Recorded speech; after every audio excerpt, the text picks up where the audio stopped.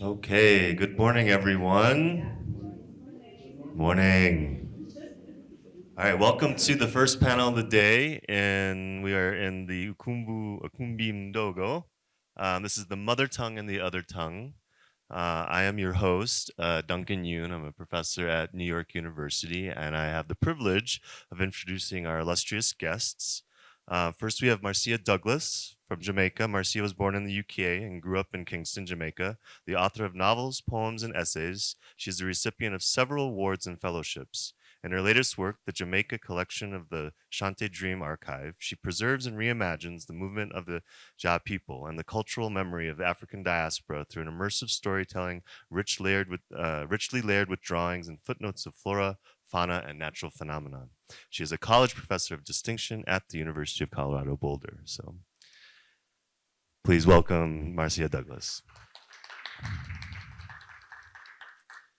Next up, we have Priya Hein as a Mauritian writer, author whose first novel, Reamble, won the Priya Hein in 2023 and the Jean Fachette Prize in 2021. She was nominated for the 2017 Astrid Lindgren Memorial Award, shortlisted for the Prix d'Atelier Littéraire in 2021 and the Miles Moreland Scholarship in 2023, and participated in the 2024 Iowa IWP Fall Residency. Her second novel, Tamarin, is going to be published on the 25th of September by Indigo Press, and it's actually, y'all are in for a special treat, is getting its book launch here today, later today at the Macondo Literary Festival. So please welcome Priya Hein. And lastly, but not least, we have Daniel Hahn, is a writer, editor, and translator with around 100 books to his name. He translates mostly literary fiction from Portuguese, Spanish, and French, encompassing fiction, children's books, and a number of nonfiction books. His work has won him the Independent Foreign Fiction Prize, the International Dublin Literary Award, and the Blue Peter Award, among others. He is on the board of a number of organizations that work with literature, translation, and free speech. So please welcome Daniel Hahn. So I would like to start off our conversation with asking the question, which is the title of our panel. What would you all consider to be your mother tongue, and what would you consider to be the other tongue? Whoever wants to dive in first. Daniel, how about we start at the end? Yeah.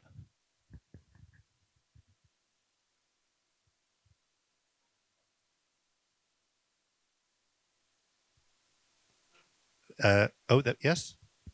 Hello. Good morning. Thanks, Duncan, for the introduction. If you'd asked me this question 2 days ago, I think I would have answered it differently, because I think the conversations I have about that phrase, mother tongue, that term in the UK, I think is often used as sort of interchangeable with essentially our first language or our strongest language. We talk about, translating from your mother tongue into a second language or from another language into your mother tongue. But yesterday I was doing a translation masterclass in this room and getting people to talk about their relationships to their languages and their lives.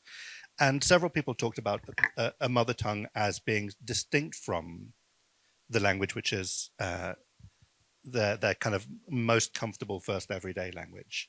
And so people said things like, such and such is my mother tongue, though I don't really speak it. Which for me is a completely different way of thinking about it. I would normally have said, like, until 2 days ago, I would have said, well, my mother tongue is English, because I was born in London and it was the language I spoke to my parents in. But it's not the language of my mother. My mother is Brazilian. My mother was from Brazil. My father is from Argentina. And so my growing up language, my first language, is English, which is a different first language to the language of my parents. So I have a slightly odd, suddenly as of yesterday, a slightly more complicated, I thought it was fairly complicated already, but now an even more complicated, I think, relationship to how I define those languages. English is the language I was brought up with. It was my parents' common language. They were both immigrants to the UK and they met there.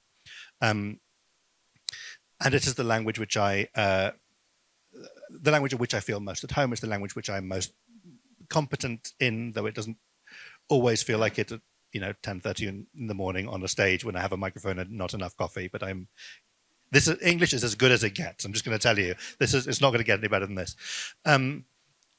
And it's a language, therefore, which I write in comfortably. It's the language which it's the only language I can write in. It's the language, therefore, I translate to. The languages I translate from, Portuguese, Spanish, and French, and particularly, I think, Portuguese, are languages which are, in some ways, Portuguese especially, very kind of deep in my bones, because it was the language of my mother and of that whole, part of my background. Though it's a language I feel both is very deep in my bones, and also I feel a certain amount of incompetence in. I go to Brazil most years where my family is, and I speak English because I'm really embarrassed. But it is, in one sense, the deepest language, even though it is a language in which I'm not. It's a language I don't produce with absolute comfort. It's a language I consume very happily. I like that. How about you, Priya? Does this work? Yes. Oh, sorry, it does work. Good morning. Thank you very much for the introduction and for this very elaborate answer. So for me, mother tongue, when I think of mother tongue, I think of Creole. That's the language that my parents spoke to us when we were kids. But strangely enough, in Mauritius, this language wasn't really recognized until very recently. So it was the dialect of the formerly enslaved in Mauritius, where I grew up, the language of the servants, indentured servants, and I'm a descendant of indentured servants. So it was a language back then to be ashamed of, and I grew up with this, and it was a shame, really, because I had to hide Creole at school. So when I was 4, we moved to England for about 2 years, and that's where I learned English. So that became our language before we went back to Mauritius after 2 years, where I suddenly went to a school where nobody spoke English. We couldn't get to a state school because it was in the middle of the year, and anyway, long story. So we ended up in this school, but I didn't know a word of French, and I was 6 at the time, and I could only speak Creole. And we would be expelled if we would speak in Creole, because it was really, really strict. So I didn't speak for a long time. And if I needed to communicate to my sisters, my siblings who were there, we would actually find a corner somewhere behind the bushes and communicate, so we would not be caught speaking in Creole. So I then had to learn French. It was imposed on me, and I still have a love-hate relationship with French even today. I love the language, don't get me wrong. I love reading French. I love French literature, the authors, but I still have problems writing in French. So I do it if I have to.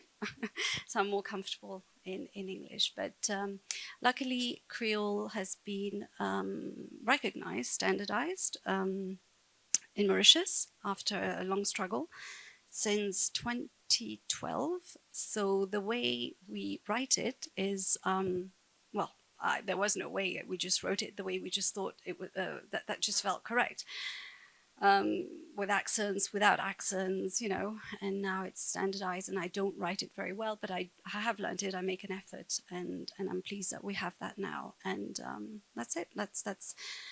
And oh yeah, now I forgot to say. And I also grew up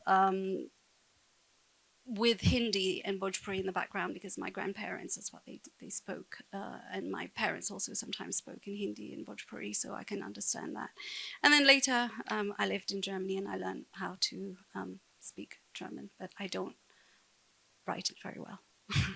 So that's my relationship with languages and my mother tongue. Yeah. Thank you, Priya. How about you, Marcia?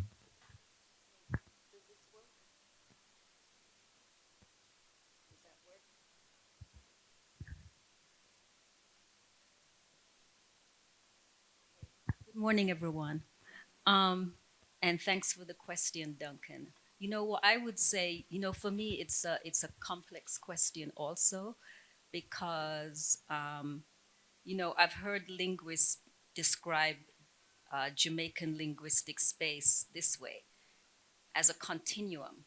so that on the far, far end of one side of the continuum, you have West African languages, which we don't remember very much anymore, but there are remnants of it, right? So that's the far, far end of the continuum. And then on the other end of the continuum, there is standard British English. And the way that Jamaican language space works is that you occupy different spaces along that continuum. And the space that you occupy varies depending on what you're talking about, who you're speaking to, maybe where you're from, Kingston, where in Kingston, rural, where, how do you define rural, and those sorts of things. And so, even in one conversation, one can move up and down the continuum. It's like you're driving a car and you're shifting gears. That's a good Jamaican conversation, where you're exploring the continuum in that way. Or you might have a certain relationship with somebody where you more or less occupy one aspect of the continuum with them. So I would say that in speaking and in writing, I explore the continuum. Maybe there are certain aspects of the continuum which I explore more than others, or where I have more of a comfort zone. But I would say, this question of mother tongue, it's somewhere in the middle of that continuum, I would say. And it's literally the voice and language that I would use to my mother, right? So when my mother was alive, because I use different languages, Englishes in my everyday life, and, my mother would call, or I would call her, and instinctively, I would switch to a certain area of the continuum, because that's the relationship that we have with each other. And so there is a particular type of Jamaican language, which I would say, which is my mother tongue. There are different words that you can use for it. We tend not to use the word Creole in Jamaica, but I think it's something akin. But I like this term that Edward Braithwaite uses, which is nation language. So I'm going to call it nation language, which is to say that,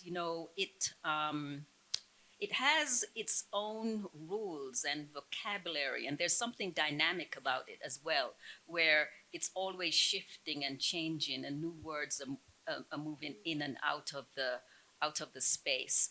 And so it's a very exciting space out of which to speak, but also it's a glorious space out of which to write. It was made for a writer, to me. So that's my answer to your question. Go ahead. Can I just pick up on something that Marcia said that I think is also really interesting, which is about languages, not just there being a kind of this big spectrum, almost wherever you are, you kind of place yourself at different times, but also because it's such a relational thing. It's so much about your relationship to the person you're talking to. And you said, my mother tongue is the language with which I would have spoken to my mother. And I had a really odd experience. My mother passed away just a few months ago. And my mum, as I said, was from Brazil, and she brought me up speaking English. We had the language that we had in common. And in the last couple of days of her life, she was speaking Portuguese almost exclusively, including to me. And she was in hospital and she wasn't talking much, but she would ask for water or say, I'm fine, when we asked how she was. And for the first time I'm 51 now, so I had a lot of precedent of speaking English. For the first time, our conversation I was still, because I'm lazy and cowardly, I was still mostly speaking English to her. But when she would wake up, her first reaction would be to go back to Portuguese, which, she's lived in the UK for 55 years, so it's not like it was her everyday language for a long time. But it was an interesting thing sort of as an observer, but it also felt very peculiar because it felt like this is not really our relationship. I understand her when she asked for water in Portuguese rather than asked for water in English, but it felt like it was because the relationship is so defined by, exactly as you say, there's a kind of relational aspect to what is the language you use, what is the kind of language we use, that it felt like that wasn't just a change in language. It was like the whole temperature changed somehow in that relationship. It was very odd. Yeah. Yeah. Can I add something? You're making me think of a story I heard also about a,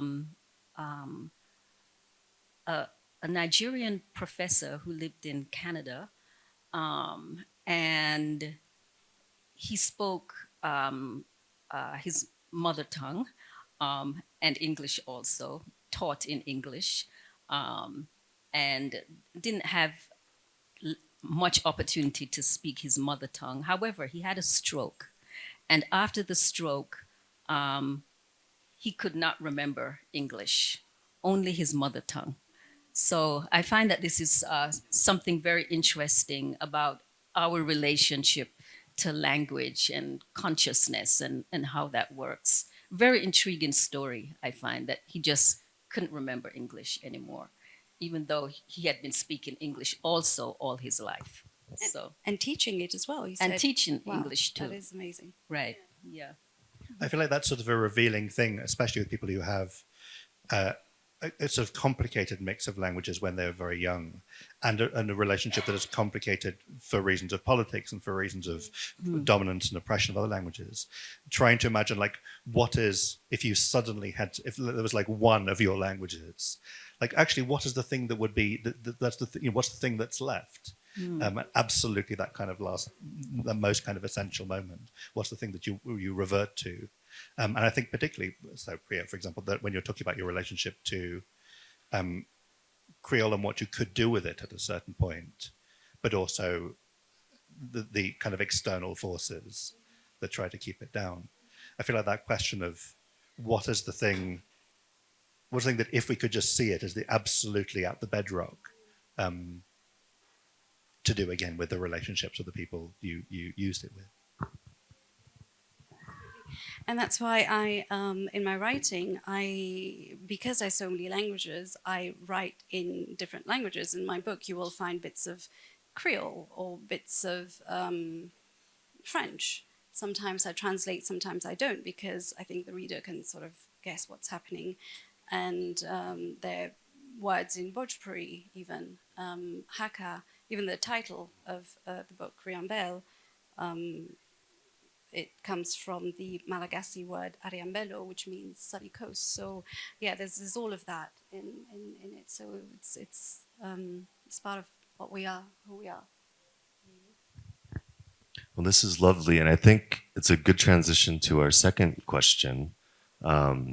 Maybe you all have kind of touched on this a little bit, but how do you honor the rhythms, idioms, and silences of home while reaching readers in other linguistic worlds? Maybe, I don't know, maybe we can start from this end and move that way. Yeah. Right. So how are we honoring the rhythms and sounds in our work of home? Idioms and silences. Right, and silences. Yeah. Well, yeah. As I mentioned earlier, I do work across the continuum, particularly in my written work, and I once heard Norbese Philip, she's a poet from Tobago, describe her work in this way. She says that when she's writing, she feels that she has two people looking over her shoulder. Over one shoulder, she imagines a West African woman by the name of Abiswa. And over the other shoulder, she imagines an Englishman who she calls John of Sussex. And she is operating somewhere in between. And there's this line that she has in her poem where she says, English is a foreign language. A foreign language is English. And it's this very tongue-tied sort of language that she's using in the poem. So that's one way of explaining it, where it's another way really of explaining the continuum, you might say, that I mentioned earlier. So yeah, I am conscious of these different wells that I can draw from as I write. And a lot of it is really intuitive for me, where I'm not thinking to say, okay, I'm going to write this way now or that way now. It's intuitive in the way that the language space works. And what I meant about this shifting of gears, when you don't have to think, you switch to this other mode of telling or speaking or this other sort of vocabulary. So that's how the writing is for me also. Um, and silences, silences, um,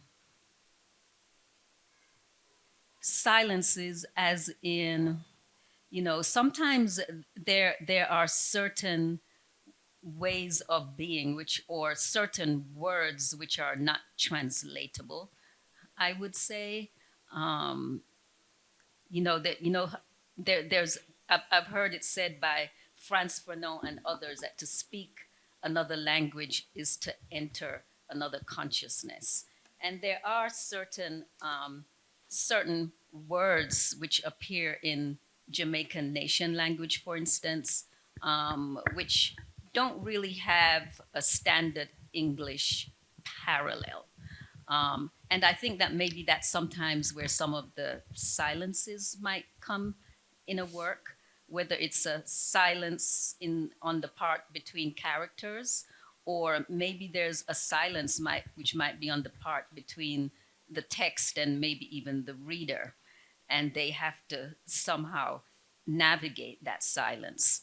I don't know that I'm understanding the word silence properly as you're using it, but it's a sort of silence that I'm talking about that is interpretive.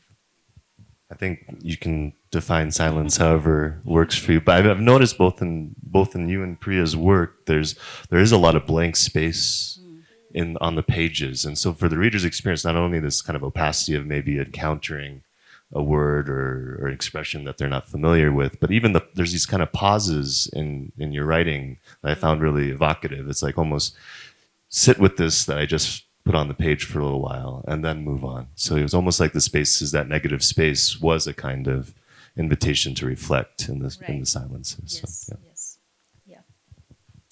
Yeah, I like what you said, Marcia, about instinct. And as I wrote Reinventing, I was also driven by this. I wasn't thinking so much. I just wrote as I was feeling. And living on an island, Mauritius, I'm surrounded by water, and it sort of becomes a main theme in the book. It's omnipresent. We depend on the sea, you know. And I wanted that to be reflected in the writing. So it's really fluid. It goes in different directions, and it's, it's like language. It's moving, it's alive, it's always changing, it's constant. So I tried to do this. And also, going back to what you were saying, Marcia, about silences, how did I deal with silences? Well, our history in Mauritius, everywhere, especially women, is silent. We don't know a lot. And that sort of prompted me to write in fragments. And that's why you will find there are bits here, bits there, because we don't know. We just don't know what really happened. And so that's why there are lots of blank spaces. I call it white spaces, silences, what's not being said, what really happened, what didn't happen, what we are not comfortable with, what just in denial. So I have lots of blank pages to reflect this. And sometimes I have a chapter with 5 words, and I call it a chapter because, well, why not? And I believe you also do that experimental style because, yeah, this is what language is all about. And it's what we make of it, is how we appropriate it and how we turn it into our own and away from, was imposed on us, or we don't have to cave to certain, styles. We just make it our own. So yeah, just an example of a big white page, blank page. So you can interpret it the way you want to. That's me about silences and fragments. Yeah. I think my answer to the question is very different, partly because since I work more as a translator than as a writer of my own, as it were, an independent writer, I'm very mindful of the rhythms and the idioms and the silences and the histories and all the things that are happening in the piece of writing I'm producing, but they're also not mine. I'm mindful of the way in which I can be true to someone else's experiences and someone else's patterns of language use and rhythms and all those sorts of things. And so one of the oddities of being a translator, I always say that, they tell you when you're kind of starting out as a writer, it's very important that you find your voice. And it's a thing that you kind of get. Sometimes it takes a little bit of time to find the voice you want to write and find your language. And as a translator, I feel like my job is kind of to lose it. My job is to, for the most part, not find something that is going to dominate the way I express myself, but figure out how to find the voice of this other person at this moment in the story, and tomorrow it'll be a completely different thing. And the rhythms, and we may, I think, read a little bit later, and I'll read a little bit from a writer I've worked with a lot. And I was thinking about that passage because I think it's a really nice example of a translator, I think, trying to figure out how to be as faithful, as true to, as precise with the rhythms of, and the diction and all the other kind of idiolects of actually a completely different person. But also I think, I was interested in what Marcia was saying about, I think you said, for example, there are some words in Jamaica which, there isn't a kind of direct, as it were, a standard English translation, if you like. And one of the things that I experience as a translator, that I have to believe as a translator, is that every language can do everything. We'll do it differently, and we'll use different resources. And in a big language like English, each individual will do it differently.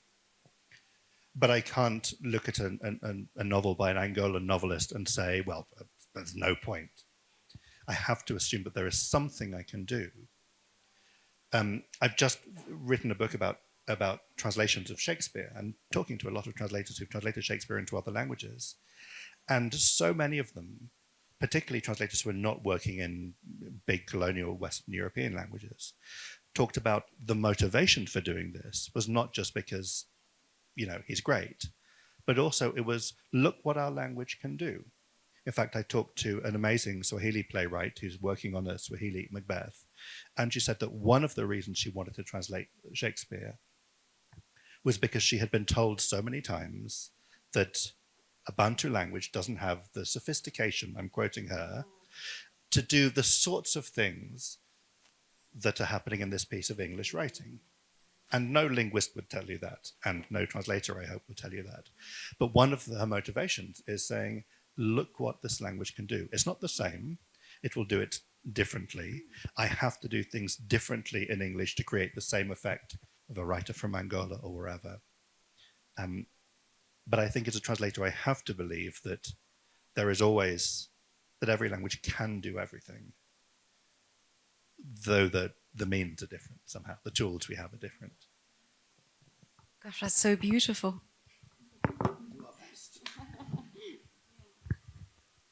Well, maybe I wanted to pick up on this question of voice. And you're saying as a translator, you want to lose your voice.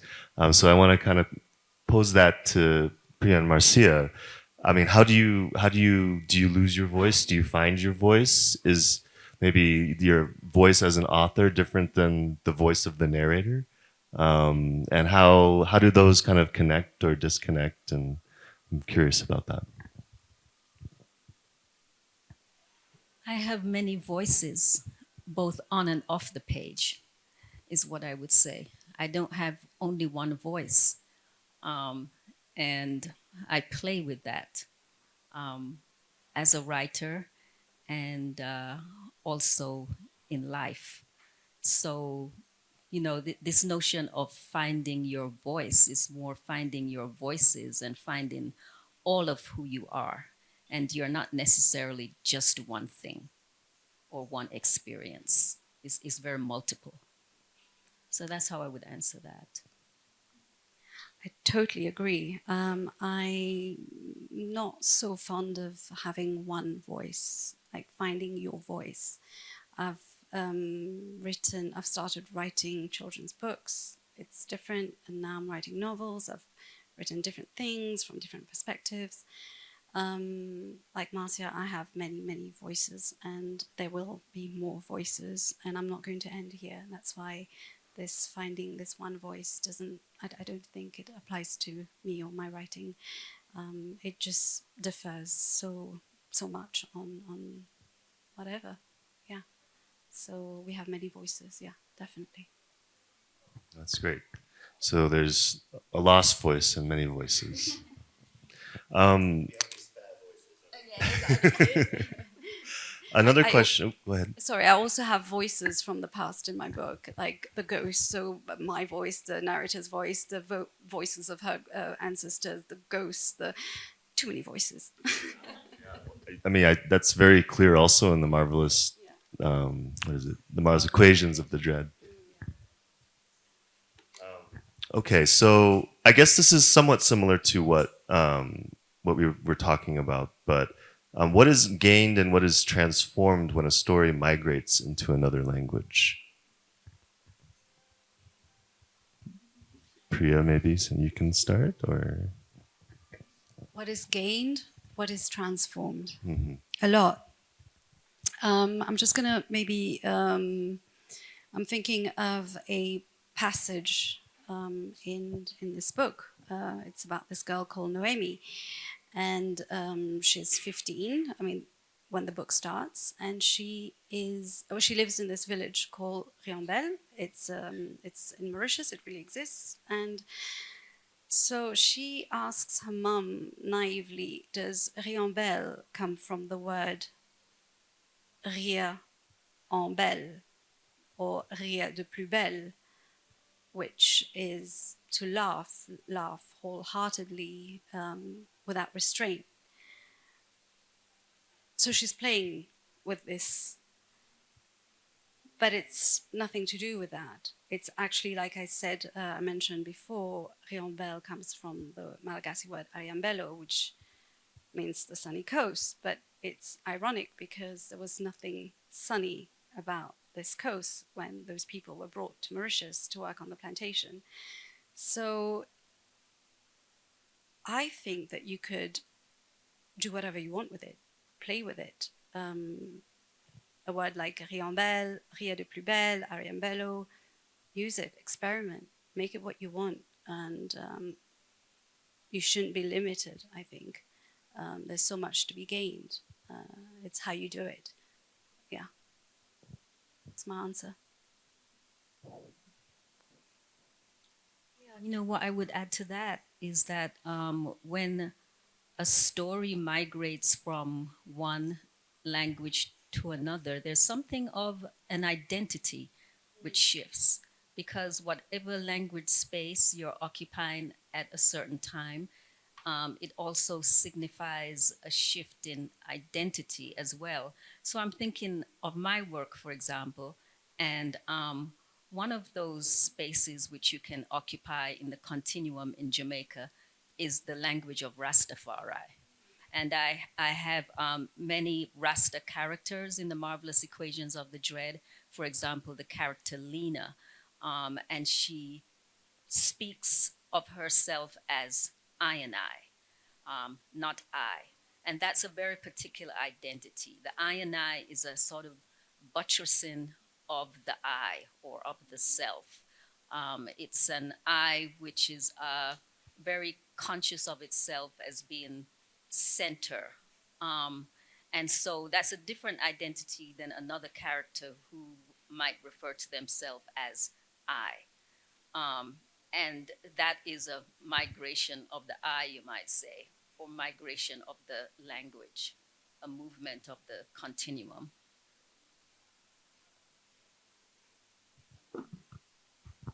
I think that's also depending on what the two languages between between which the movement is happening.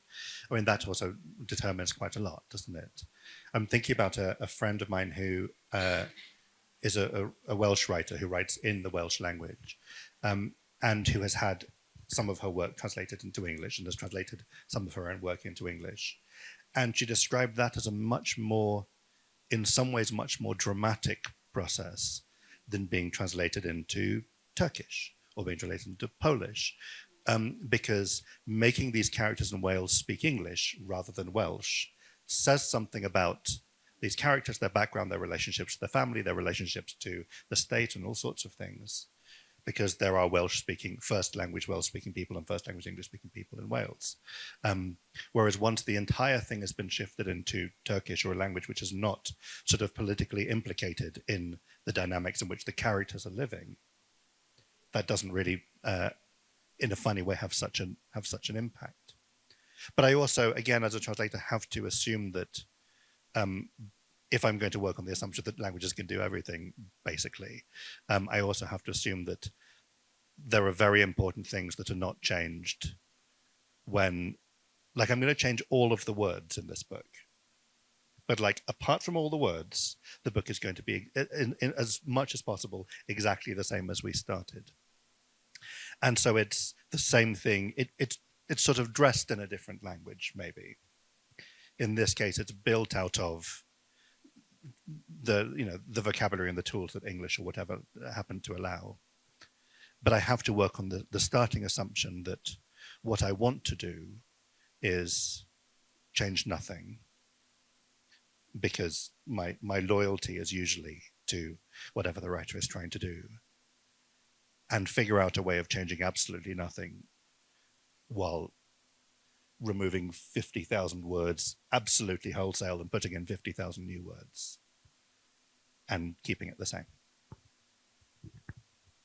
Well, thank you all for this. We would love to hear some of your work. If you could do a bit of a reading before we open it up to the audience at Macondo. We want to be able to engage with the audience as much as possible. So if you all had a passage you wanted to read, and then we can open it up for questions and conversation with the audience. So who would like to go first? I can go. Okay. Sure.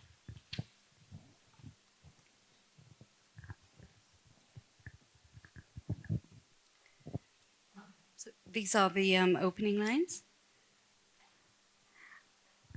I'm the great-granddaughter of plantation rape. There's a tinge to my slightly light ebony blackness.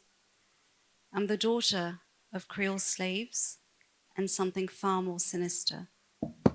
Descendant of domestic servants and white masters who abused their workers. I have white male ancestry in me, involuntarily. The whiteness I carry was not a choice. The greedy sugar barons took what they wanted, women and girls over whom they had extraordinary power, and then failed to claim their children. How can they deny their morbid past when we, the bastard children of colonialism, are here to remind them of their legacy? We carry the truth as clear as daylight. The blue sky above is not a lie. We're the living proof of a dark history that cannot be whitewashed. Look at me and tell me that history hasn't tainted me. So these are the opening lines. Thank you, Priya.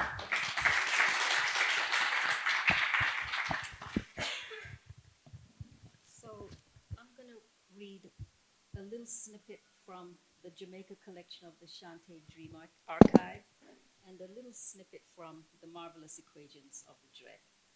So the Jamaica collection of the Shantae Dream Archive has many strands, and the strand that I'm going to read is, I should say something about the title.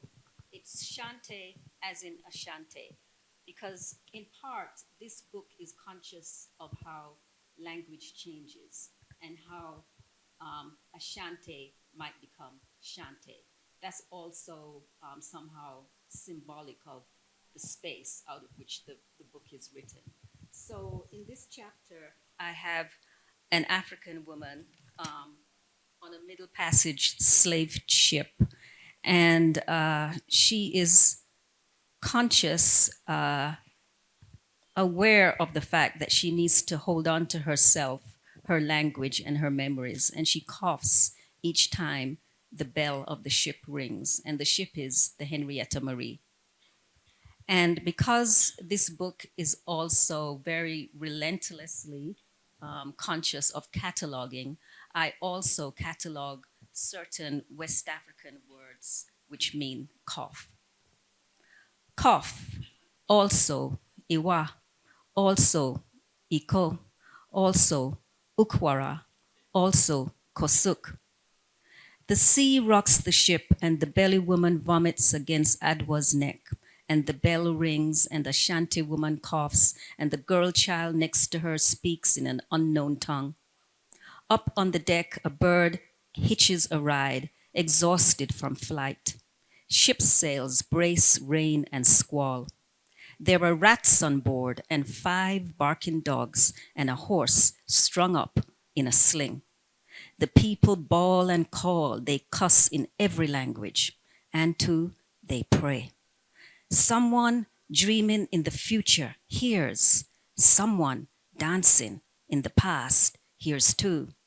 I'm here, the future ones say. I won't forget you. Cuss louder, the ancestors say. We are dancing you into existence. Adwa hears a horse through the din. It dreams of galloping the Atlantic in a herd 1,000 strong, flying fish and eel and marling and sagasso weed uprising beneath their hooves. And I'm just going to read a few sentences from the Marvelous Equations of the Dread because I did mention Rasta Sister Vaughan. So this is Song of Vaughan, 1965 Sistering Speech Piece. I and I is a Rasta woman. I have 144 locks because the square root of 144 is 12, and 12 is a number perfect as the 12 moons that circle the 12 gates of the house of Zion. Sometimes when I pile the 144 on top my head, the locks them catch waves straight out of Zion, and it's like I carrying Jaja Ark on top I and I head. I and I is a Rasta woman, is lion woman, I is.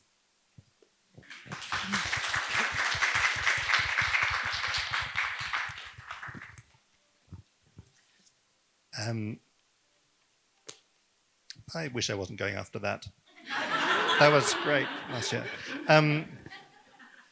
I suddenly now, I didn't want to kind of volunteer to go first with my reading. I'm now thinking I should have gone before these two people.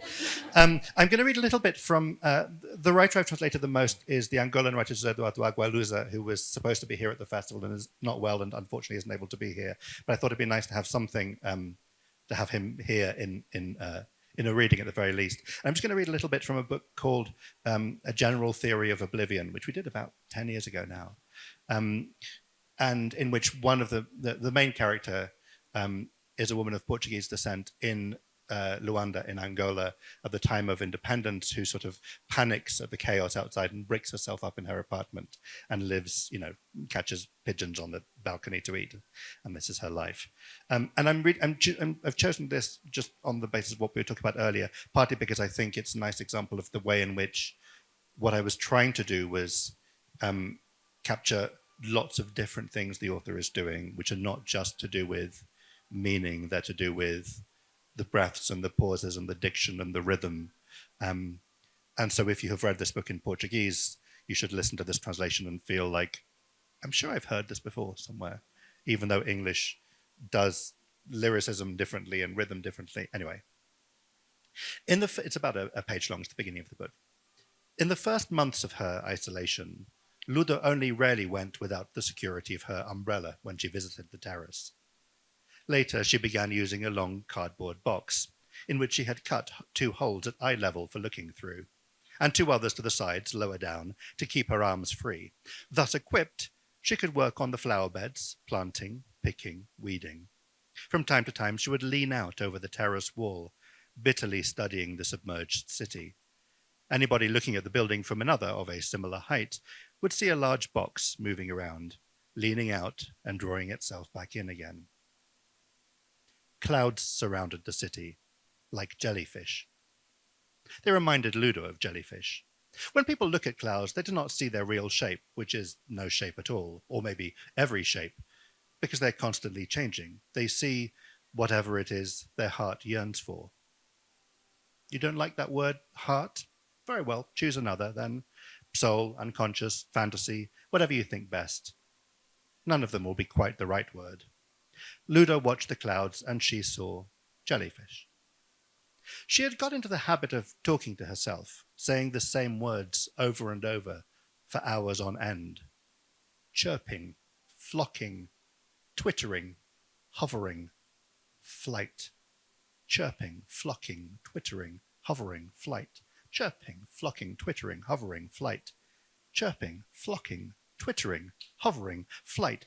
Good words which dissolved like chocolate on the roof of her mouth and brought happy memories to mind. She believed that as she said them, as she evoked them, birds would return to the skies of Luanda. It had been years since she'd seen pigeons, seagulls, not so much as one lost little bird. Nighttime brought bats.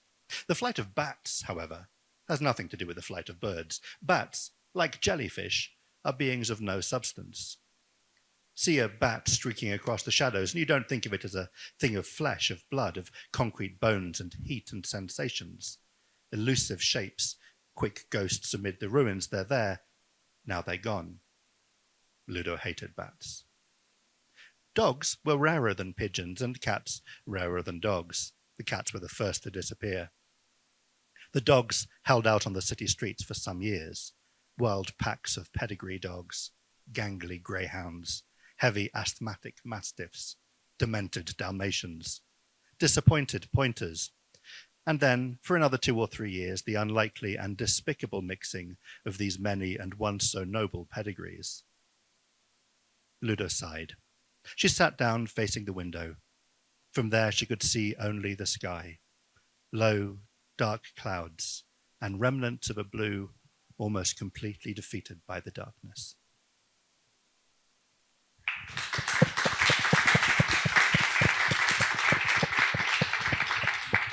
Well, thank you all of you for that wonderful readings. We'd like to open it up to the audience for questions, comments. Yes, in the back.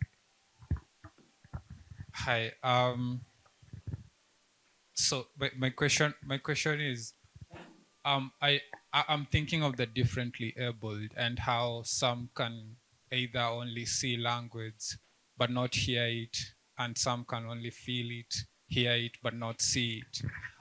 So Marcia, in you talking about the continuum nature of language, do you also think about the intersection of like the audio, visual, sensual bit of language as well? Just a comment on that. Yeah, thanks for that question. That's a great question. And for that very reason, I have a character, Lena, in The Marvelous Equations of the Dread. And Lena is deaf. And Lena cannot hear language. However, she feels something of rhythms and vibrations. And rhythms and vibrations in the context of this book are very important. It's written out of a reggae aesthetic. And there is a sense in which the bass rhythm of the people permeates the very earth, the very ground, and can be felt as a vibration, or it can be felt as a vibration in the air. And so Lena, the character Lena, is very sentient that way. So she's not hearing language and rhythm, but she's feeling it. I think maybe that speaks to something of what you're saying, because I think that language and communication can be experienced in that way. in terms of vibration and frequency. And I'm thinking also of the music as language as well, bass rhythm in particular. So thank you for that question. Does that answer what you were asking?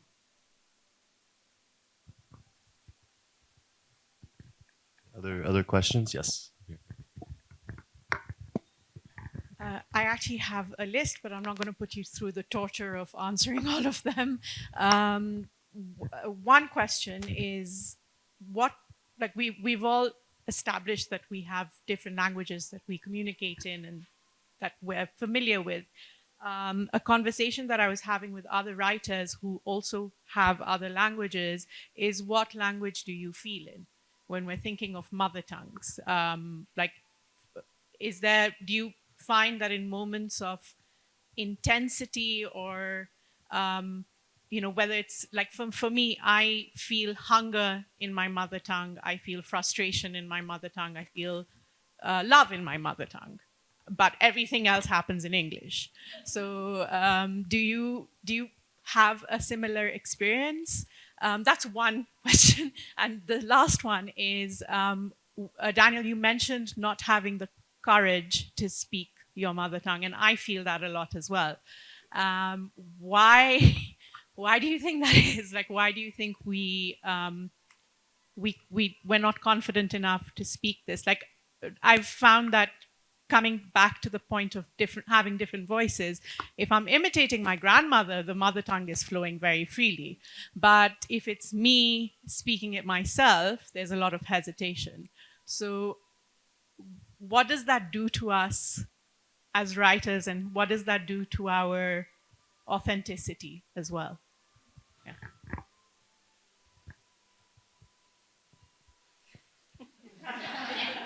Nice easy ones then. I think for me at least, one of the complications I have about the way I interact with people in Portuguese is, I think, weirdly to do with the fact that I'm a translator from Portuguese, and therefore I think my Portuguese should be functioning at a different level to the level it is. I think if I was just someone who wasn't very confident, but I could muddle through, like I muddle through in language I don't speak all the time. I have no problem. I'm absolutely one of those people who will give it a go and make mistakes and not worry about that. But weirdly, those two, particularly Portuguese and Spanish, which are my parents' languages and also my sort of working languages, I think the shame is partly, and I think it is shame a bit, is partly connected to an assumption that it should be better. But that's not just to do with the fact that it was my mother's language, it's to do with the fact that it is, like, I'm here on stage in an amazing place because I'm a translator from Portuguese, but like, I don't want you to hear my Portuguese because you'll think I'm a total fraud. I remember the first time I was lucky enough that one of my first books with Aguilusa won a prize many years ago now. And at the prize ceremony in London, there was someone from Portuguese radio who said, "Oh, very exciting. Can you speak live to Portuguese radio?" And of course, what they'd said was, award-winning translator from Portuguese, Daniel Hahn. And then they put this guy on the radio who kind of goes to the Portuguese equivalent of like, "Oh, Portuguese, very good, me very happy, prize, very nice, literature, yay." And I feel like there's an assumption, and actually I think I'm quite a good translator from Portuguese. I don't question my ability to do that, because I think I am a very sensitive reader of that language. But I feel like if you haven't thought very much about how translation works, you would assume that I should be much more competent at it as someone, because we often test it against how it's produced rather than how we consume it. Just to your first question quickly, English is always going to be the language in which English is the language in which I will swear if I stub my toe. It is the go-to, absolutely deep down language, the one I don't think about. But there are certain things, I noticed recently that like baby talk I do in Portuguese, because I have a lot of younger cousins in Brazil, and almost all of the very small people I encountered for the first 20 years of my life were Brazilian very small people. And I probably didn't do any kind of, English language cuchiku talk, but I did a lot of that in Portuguese, and that's a thing that comes to me much more readily. But, if I remember my dreams, they're in English, and if I stub my toe, it is absolutely in English. Anglo-Saxon expletive that will come out of my mouth if I don't think about it. I like to think I could swear in Portuguese if the need arose, but it's not what happens without thinking. It's not the deepest one. I swear in Creole. I don't remember in what language I dream. I actually don't know. And people ask me, and I think it just depends. And I quite like what you said about when you're hungry in your mother tongue. I think that's so important. And when I think of food, it's my mother's food, mother tongue, obviously. Oh, well, for me. I was, as you were asking this question, I was thinking of my children. So they were born in Germany. That's where we lived for a long time before we moved back to Mauritius. And I remember once our daughter went to the cinema with her friends, and then she came home and we asked her, so how was the movie? It was fantastic, it was great. Yeah, loved it, and all her friends. And then we asked her, so what language did you watch the movie in? She couldn't answer. She could not answer because it didn't matter. She was bilingual. And I thought that was very strange. Yeah. Anyway. Language. I think I might have forgotten your question a bit now, but what I would say is that I'm very comfortable with my mother tongue / nation language and all its permutations. It's my comfort zone, and I actually wish that I had more opportunities to speak it. It's when I'm most a fish in water, and all of my mental clutter, so to speak, is in that language as well. You know, these things that stream through your head. That's all Jamaican nation language that's going on. It's very fun. Thank you for that. I think we had a question over here. Yeah, thank you for taking the time to speak with us today. I think for me, I resonated with your response, Daniel, to the first question about where your mother tongue is, where your relation tongue is, because I'm from Zimbabwe, but I'm very comfortable in English, was raised with it. But of course, all my family members speak Shona, which is my mother tongue. But then when I moved to Kenya, I found a home also in Swahili because it's very similar. It's like something clicked in my brain and everything sort of just merged together. But I feel like because all three of you sort of straddle different cultures, but also different homes for language, I'm very curious. You all sound very flexible, but I'm very curious, how do you navigate your voice or your language of obligation to your culture, where you came from, but even just like to where sort of how you were brought up. So how do you make space for that in your writing? Because I imagine you have different audiences that you speak to, different people that you want your books to, or your writing to have home for, but how do you sort of straddle all of that? I'm curious. And then you answer. I use all three. Creole, French, English, peppered with different words that I grew up with. Like I mentioned, Malagasy words, Bhojpuri words, Haka. It's all in there. That's how I deal with it, because when we speak in Mauritius, and I have fellow Mauritians with here, I'm very honored that you're here. You made the time to come. In one sentence, we could be saying we're using three different languages. I think you know how it's like. So it's just, I just do it without thinking, and it's so important for me to reflect that in my writing. That's how I navigate it. I just use all of it. It's part of our culture, our language, who we are, and I don't stick to just one. It just comes naturally. Well, I spoke earlier of the continuum and, you know, occupying different spaces along it. So that's what I do in my everyday life. You know, because of the work I do as a professor in the US, I guess a lot of the time I'm hanging out towards the standard English area of the continuum, right? But happily move elsewhere if I get to speak with somebody else or about something else. But sometimes I might broke out with something too in class. So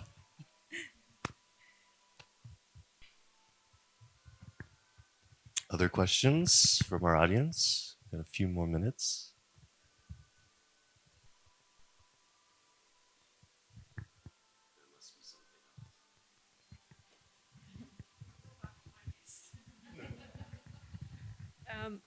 And then when we think of like mother tongue, right? And I mean, a lot of us it's been mentioned a lot of times that it's the language that our mothers speak, or the language that nurturing happens in.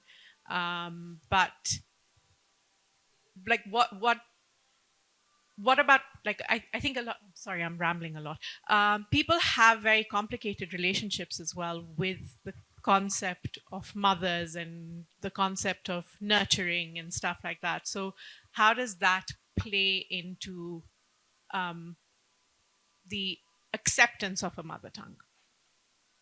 Like, do you think, if I'm thinking about it historically, right, like being the product of like colonialism, right, like being brought from one end of the world to the other, being told that now you don't speak this language, you speak another language. Priya, you might be able to relate to that quite a bit as well.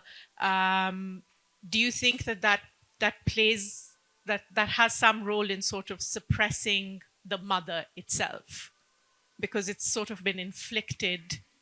If we think of colonialism, we think of it being inflicted on us by the patriarchy, or by these men of, yes, sorry. No. Yes. Yeah. I don't know if I made my question very clear. I'm so sorry, but I hope you've gotten the gist of it. Yeah, thank you. That's such an important question. Thank you for asking. I will try. Suppressing, yes.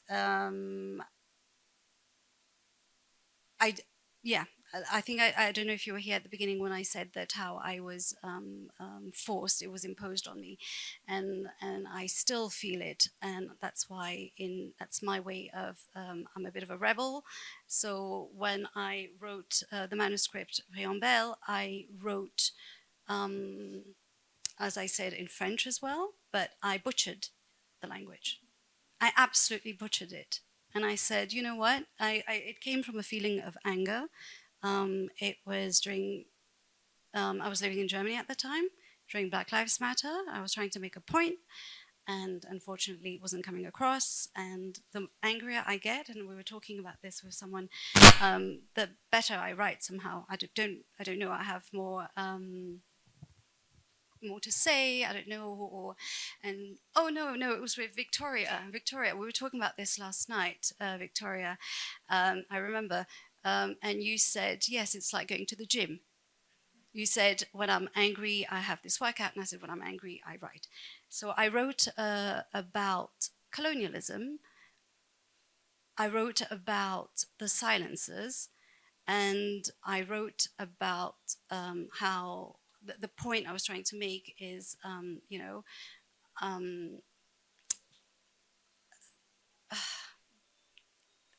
I was trying to say something and I was silenced, basically. And I was trying to explain my experience as an immigrant in Germany. And I was told that it wasn't racism, and that got me really angry. And I was thinking, well, how can you tell me what's, what's how I should feel? So that's how I wrote the book. And I butchered the language, and I thought nobody was going to read it because I was really taking the piss, excuse my language. But showed it to a cousin of mine who's literary, and he encouraged me to send it to a competition, and it was chaired by an author that I deeply admire, who the only Mauritian to have won the Nobel Prize. And I thought, oh, that's a nice way of meeting this person. So send it off, and I ended up winning, and I got to meet this guy, and he supported my work, and he did not think it was I was taking the piss, so he got the point.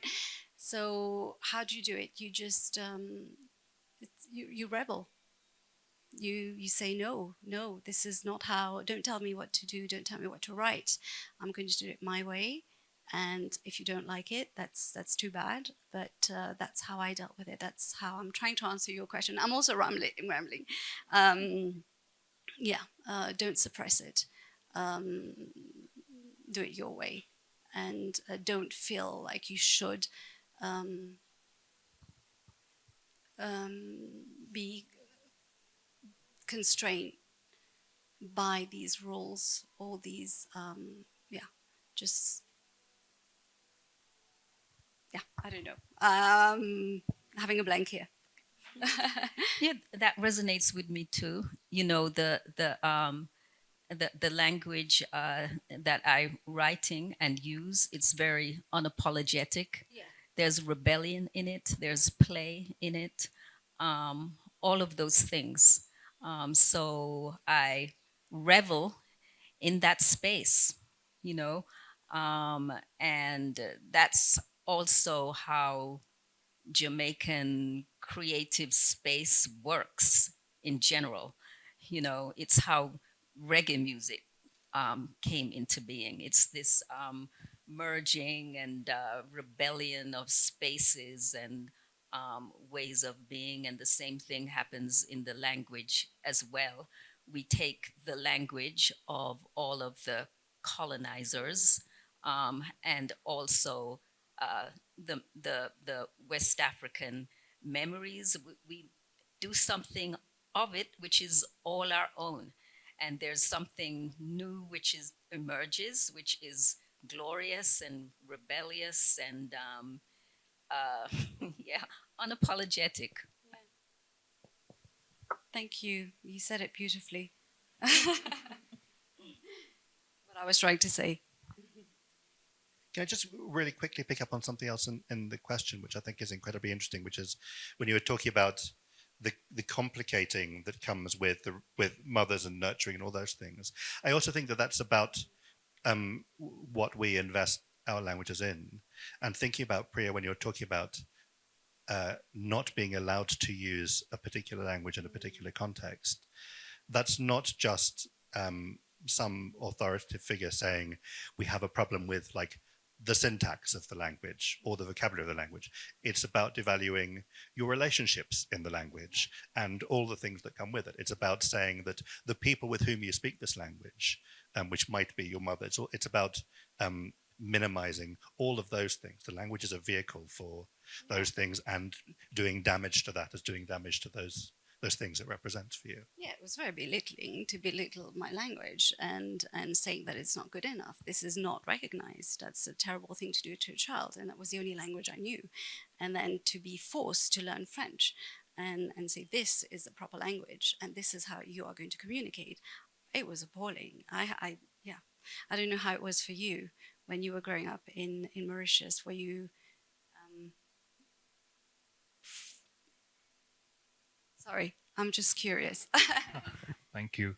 I think in post-colonial societies and with the education systems that are shaped by colonialism, we have a set mind on what is good, what is right, what is wrong.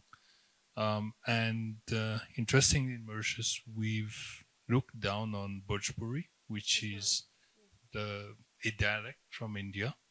It's not proper Hindi, and it's from a poor state, so it's looked down upon. And with time, it's been neglected. Few writers have written on it.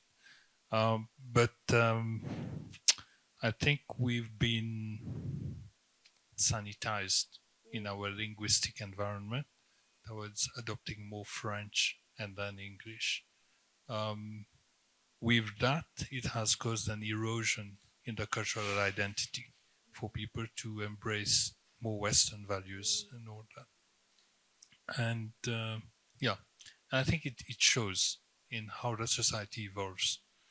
But beyond that, I wanted now to ask a question, is, does the language in which you write as authors lead you to unravel more layers of your identity as you dig deeper into the origins? And because language sometimes is not just in the brain, but it's in the DNA. it's in the blood and the guts and the feelings. So does the expression lead you to unravel that identity and to take consciousness of who you are, who you've been, what product you are? Or is it the other way around? Thanks.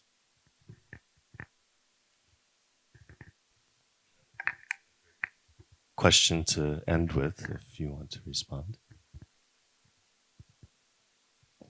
I think that as writers, there's always a way in which we write to, someone said, to explain ourselves to ourselves. And so it is this process. When you write, you do naturally, you think that you're writing about your characters, but your characters reveal things to you about yourself, or just about the world or your community. So yes, it does work that way. Same. Now that I've moved back to Mauritius some 4 years ago, I am learning more about Bhojpuri. I'm glad you said that. It's coming back. I'm learning. I want to know more. Why was this also discouraged? Why weren't we taught this? So I'm putting this more and more into my writing, and it's making me feel more connected with my identity as being Mauritian and having all these languages and layers. And I'm trying to also, as Marcia say, my characters feel a certain way and think in a different language, or also what you were saying about nurturing in my next book that's new book that's going to be launched in a couple of hours. Anita, the main character, also goes through this. There's this whole nurturing with her mum when she goes back home, and she needs this space, and she goes back to her roots, and it's really therapeutic as well. And being able to do this and have this space to rediscover the heritage. Yeah, and along those lines, I would say writing for me it's a way of going home, of returning home, because I return to this language space or spaces which are familiar to me, important to me, which are at the core of who I am, and so I journey home in that way.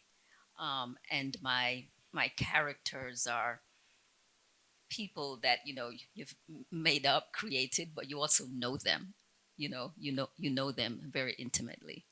I love that. Language is going home, writing is going home. I'm going to quote you.